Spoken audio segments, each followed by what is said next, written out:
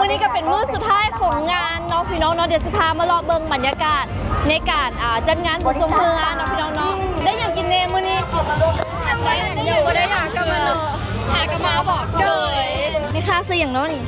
ซื้อกิก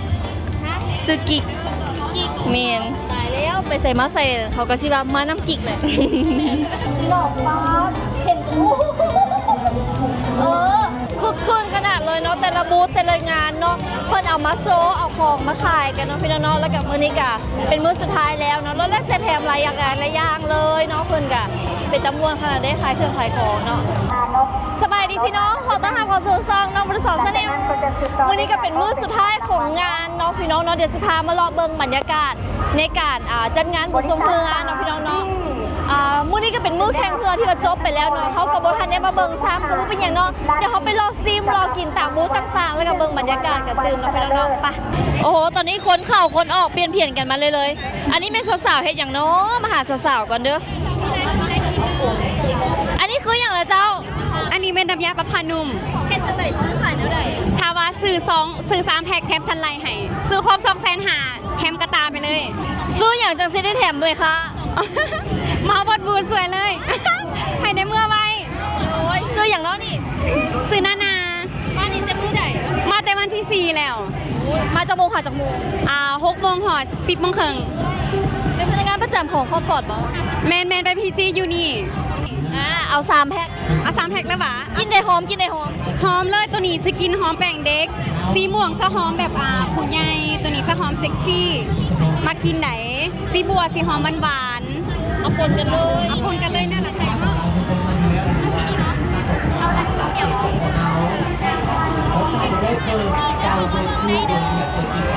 เสร็จขอบใจเป็นเท่าไหร่เป็น75,000ได้มาแล้วพี่น้องมื้อนี้ได้น้ำยาประพานุ่มกลับบ้านได้เป็นคืองานแรกเลยขอบใจเด้อนี่แต่ละบูธเขาจะก็มาขายเครื่องนะพี่น้องเนาะพวกเขาขายเครื่องขายของสามารถทำบุญเป็นเส้นดีแบบนี้ตั้งแต่ได้เพราะว่ามื้อนี้เป็นมื้อสุดท้ายที่ว่าจะจัดโปกพิเศษแบบนี้ให้กับลูกค้าสวัสดีลูกค้าต้องตกที่แบบแล้วตมองโอ้โหห้างนี้คนหลายขนาดเลยใจเด้ออุ้ยกระแลมกินกระแลมก่อนเด้อสบายดีกระแลมเนี่ยตัวไหนแนะนำนี่เขาขอแนะนำเป็นน้ำเลยแบบกล่องมาใหม่ล่าสุดตอนนี้แบบใดตัวนี้จะเป็นมินิกล่องซีแทนโอ้แล้วเข้าใดตัวนี้90,000แล้วอันนี้เด็30,000ตัวนี้จะออกใหม่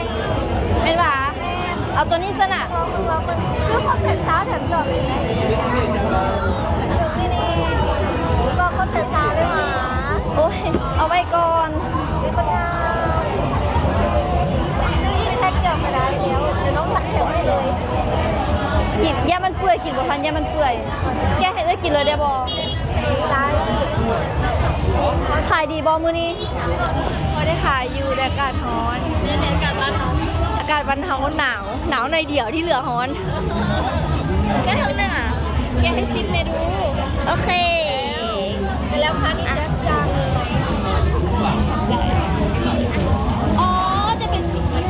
ป็นไซส์น้อยๆแบบนี้ขอบใจเด้อพรสิแบบดับพรก่อนอร่อยชื่นใจขอบใจสบายดีสาวสบายดีได้อย่างกินเนมื้อนี้อยู่บ่ได้หากะมาบอกเลยมาบุญทรงเฮือเห็นเฮือหรือยังซื้ออย่างน้อนี่ซื้อที่นาเห็ดเปียโนบุ้งซื้อนาเดียโบสาวโมต้นโมปลายเป็นสาวโมต้นหรือโมปลายนี่สาวมอป่ายแล้วห้องเรียนใหญ่นะห้องเรียนสุขสวัสดิ์นี่อยู่มออย่างแล้วอยู่ม4แล้วโอ้ยังเหลืออีกประมาณ3 ปีเนาะจบเนาะคันจบมาอีกอยากไปเรียนอย่างไปเรียนต่อต่างประเทศอันนี้เดี๋ยวไปเรียนต่อต่างประเทศคือกันไปยกแก้งเลยทีมงานนี้แจก Facebook IG ได้บ่เพื่อแบบหนุ่มๆไปติดตามสาวๆไปติดตามบ้านอยู่ใส่กันบ้านอยู่ดอนแดงใกล้ๆนี่โดยแมนอุ้ยวันทิศในตู้ไว้เศษบุญกระถิ่นอยู่ดอนแดงพากันไปเด้อ วันอาทิตย์ไม่ตู้เอ้ยเสียดบุญกะถินอยู่วัดดอนแดงคันว่าอยู่ใกล้พาไปเด้อ โอเคเขาไปเท่เลย ไปไปเฮกระถินน้ำกัน โดย ไปรอตูดแต่ละบูธเห็นมาก่อน อันนี้ซื้อไว้อย่างกับเฟซบุ๊กนี่ไอจีป่ะคุณนี่น้องเห็นได้เจ้าของเลยไหมนี่เด้อซาเด้อพี่น้องเบิ่งเอาเด้อแคปเอาเด้อบนท้ายแล้วแคปเอา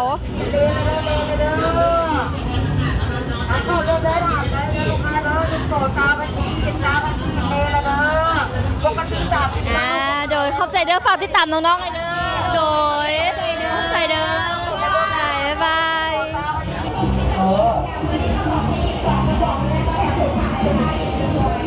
เข้าสถานีนนิวมาเลยเพิ่น50 บาท50 บาทดูความจะมันเป็นเอฟมันให้แบบสำหรับเรื่องการกินตามปิงยำเนาะเอาแบบนี้เลยพอดีเลยเอาเขาเด็กกระบะที่ตับกระเกิน เข้าเนี่ย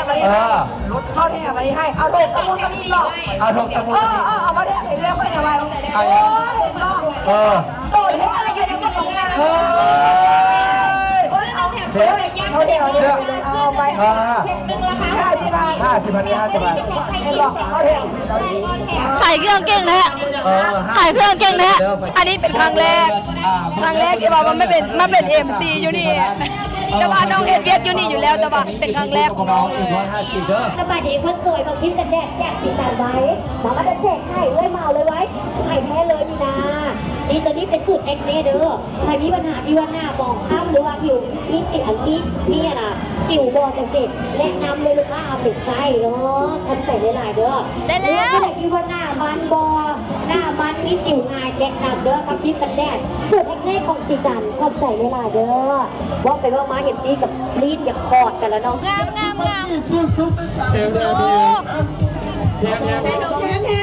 บูทเมเจอร์แถมขอบใจ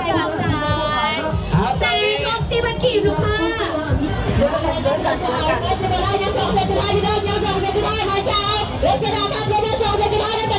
มาพี่น้องคึกคืนขนาดเลยเนาะแต่ละบูธแต่ละงานเนาะเพิ่นเอามาโซเอาของมาขายกันเนาะพี่น้องแล้วกับมื้อนี้กะเป็นมื้อสุดท้ายแล้วเนาะแล้วจะแถมหลายอย่างเลยเนาะเพิ่นกะเป็นจำนวนขนาดได้ขายเครื่องขายของเนาะไปเดี๋ยวเราไปย่างรอกันตื่มเนาะขายอย่างนั้นมื้อนี้นะขายอย่างก็ขายอะไร ที่น้องมาขายเอง โลซันทีกันพีกระสือ กันทีก็ซื้อ แม่น อุ้ยอยากลอง ต้องลองโลซันน่ะเอาโลซันนี้เลยเพิ่นลองแน่เพราะว่าโลซันของเขาตัวนี้น่ะใส่แล้วได้ผัว ฮะ คนใดที่อยากเปลี่ยนผัวนะต้องคนใส่โลซันเชนอมเปลี่ยนผัวอย่างนี้นะ มีลิปนะว่ะ นี่ สีเลยงาม ปากชื่อแดง เม่นบ่ แม่น เอาสีเลยดี 03 เอามาลองดู เอามาซื้อดู 03 ราคาเท่าไหร่ อุ้ยดู 3 แท่ง190,000 กีบ เอาแท่งหนึ่งหน้าแบบนี้เอาสีเลยดี แล้วมา อะไรก็งามเลย อุ้ย ใส่ได้หมดเลย เม่นบ่เอาเลือกให้เนี่ยสีหนึ่ง ขอบใจเด้อ มาขอบใจ ขอบ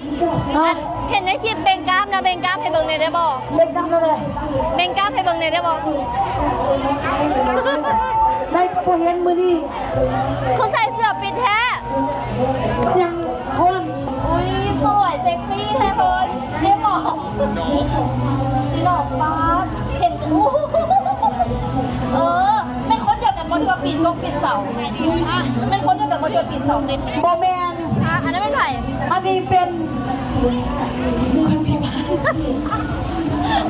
มาขอทาเป็นกล้ามโซผ่านหนึ่งนิ้วลงซ้ายว่าอยากเห็น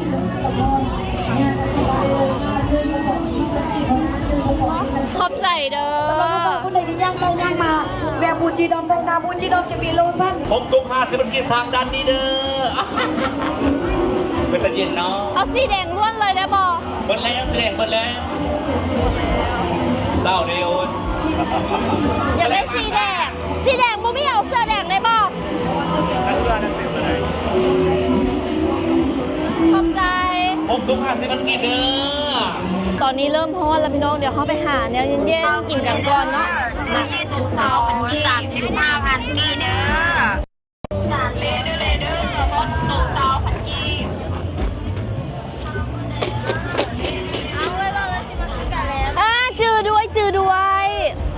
มาเลยมาเลยมื้อนี้มีกระแลมอย่างแน่เนาะแม่ค้า มีมะพร้าวกับเผือกมีแต่2รสมื้อนี้ยัง2รส ปกติแต่ละมื้อมีจักรส ปกติมี3รสมีรสช็อกโกแลตนำแต่ว่ามื้อนี้เหมือน ขายอยู่ไส ปกติขายอยู่ทงขัดคำหอมเฝอเป่ามักแปด โอ้ ห่างกันเมน พอไปสิจักรส เอามื้อหน้าก็ต้องไปซื้อ จอกเท่าใดนี่ จอก15,000ไปเจอ10,000 เอาจอก15,000จอกหนึงแล้วก็เอาซื้อติจ่วยต่างหากปกได้บ่ ได้ กินกับสินะ เมน ปนกันก็ได้บ่หรือว่าแนวใด ได้ปุ่นกันได้ แม่ค้าซื้อหยังเนาะนี่ ซื้อกิก ฮะ ซื้อกิก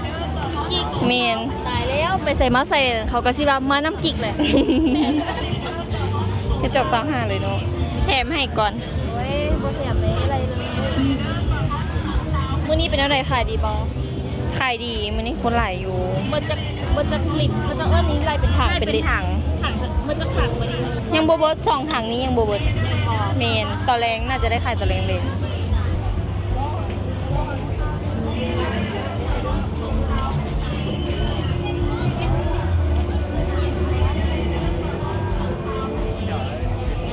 เอาใส่นี่เลยบ่น่ะของเลือดเป็นเท่าไหร่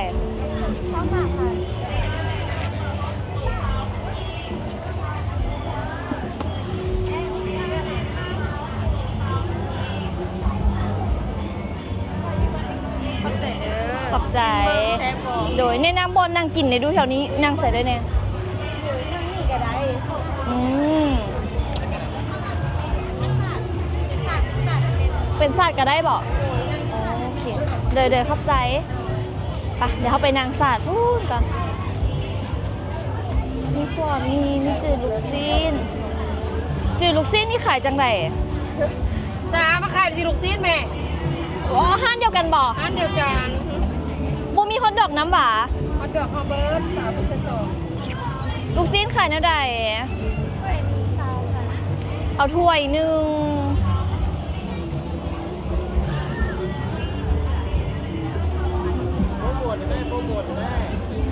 ค่าเศร้าอยู่นี่แพงบ่บ่แพง เขาอยู่ในเด้เขาอยู่ในมันจะบ่แพง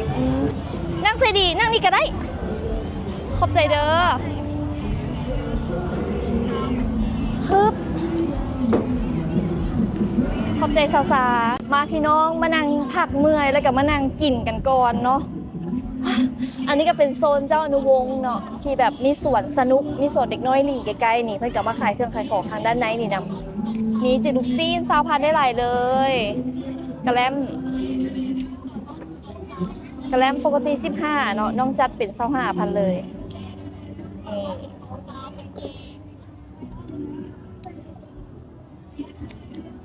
นี่อร่อย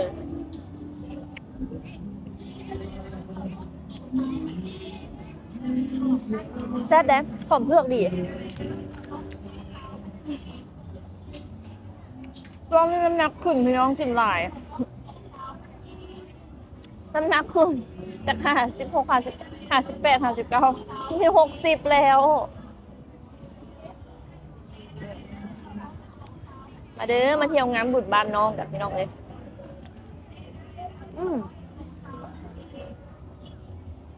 ชื่นใจ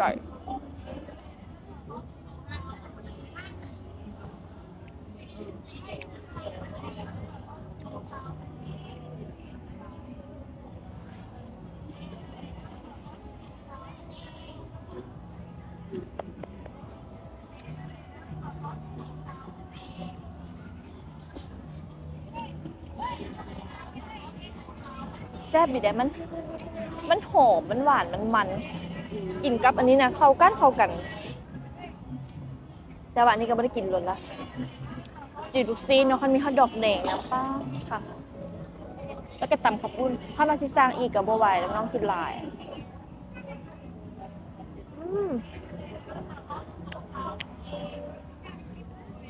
น้ำเจียวแซ่บ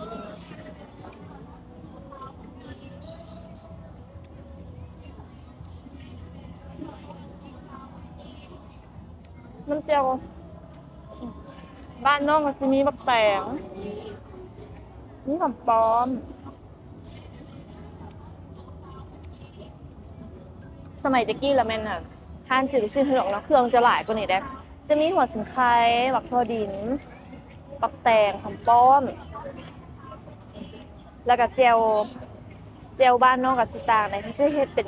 เจลสิงคโปร์นะพี่น้องเนาะใส่ต้มน้ำใส่กระเทียมใส่บักพริกใส่มะขามเปียกใส่น้ำตาลใส่น้ำปลาเนาะข้าวไทยแบบมักสีกับใส่ซอสใส่มันจะเป็นสีสมัยที่น้องขายบุญบั้งไฟแถวบ้านเนาะบุญบั้งไฟบ้านดงแล้วน้องภาษาบ้านดงบุญบั้งไฟบ้านดงน้องก็สิขายอยู่หน้าบ้าน3 ลูก 2,000บอกตะกี้บ่จือละตั้งโต๊ะน้อยๆขายอยู่หน้าบ้านเป็นโต๊ะไม้โต๊ะเดียวนะแล้วก็มีเตาแดงทอดขายโอ๊ยว่ามาคิดฮอดสมัยนั้นนี่เดี๋ยวนี้บ่มีละบุญบั้งไฟน่ะบ้านน้องน่ะเงินซานหลายเนาะเขาเจ้าเซาละตะกี้เราเป็นทุ่งนาเป็นเวิงเลยหลังบ้านน้องก็คือแบบเป็นเวิงทุ่งนาเลยเป็นเวิงเลยแหละพี่น้องเวิงเข้าใจบ่เวิงแบบบริเวณนั่นก็คือแบบทุ่งนากว้างๆเลยเดี๋ยวนี้บ่มีแล้วของแถมเพิ่นเอาให้ซิมแล้วก็ได้สีจันทร์แล้วก็ไปซื้อลิปเจ๊หนอมที่เป็น MC อยู่หันแล้วก็มีขนม MC ให้แจกหลายขนาดเลยแล้วก็ซื้อน้ำยาปะพะนุ่มซื้อกระแลมซื้อน้ำกินเนาะมื้อนี้เดี๋ยวสิได้เติมพลังก่อนน้อยหนึ่งเนาะแล้วก็สิย่างออกเมือค่ะกลับมาพี่น้องเนาะเดี๋ยวเบิ่งตื่นมาสิได้แวะกินอย่างตื่มบ่มาเด้อพี่น้องมาย่างรอกันอีกบาทหนึ่งเนาะนี้ทางด้านหลังแคมป์ของเนาะร้านนี้เพิ่นก็จะขายเครื่องขายของเป็นบูธของแป๊บซี่ยังอยู่นะกินมีเส้นกัน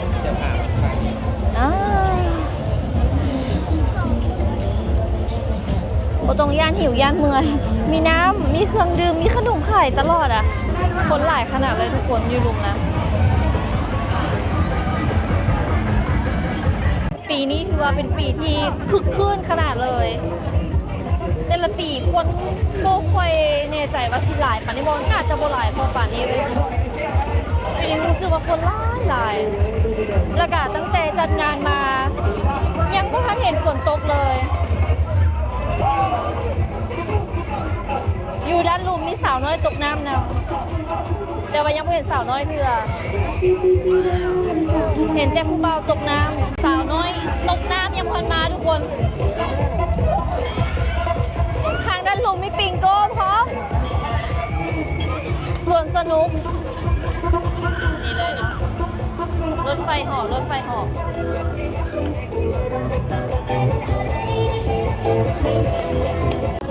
มื้อนี้เป็นอะไรพี่น้องพายังหลอกหมุนอยู่ทางฝั่งลาวน้ำกันเนาะตอนนี้ก็มืดแล้วนอนแล้วก็